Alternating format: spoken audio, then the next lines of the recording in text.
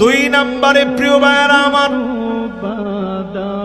হুব্বু তাআল্লুমিল কুরআনি ওয়া সামাইহি ওয়া তাদাব্বুরিহি ওয়া তাতবিকিহি। এই কোরআন পড়া শেখা লাগবে।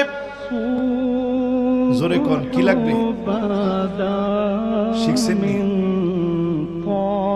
মাশাআল্লাহ, আলহামদুলিল্লাহ, আওয়াজটা এত আস্তে হইছে। এখন শিখছেন?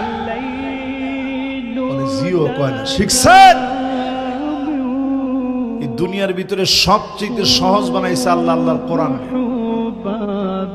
একটা ক লিখতে গেলে আপনি কতগুলা দাগ দেওয়ার লাগে আর টান দেওয়ার লাগে একটু চিন্তা করেন। উপরে এক টান, ডাইনে এক টান, এরপরে এক টান, এরপরে এক টান, এরপরে আরেকটা,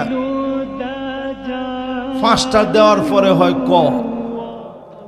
এ লিখতে গেলে এক টান, দুই টান, মাঝখানে আরেক টান, এরপরে হয় এ।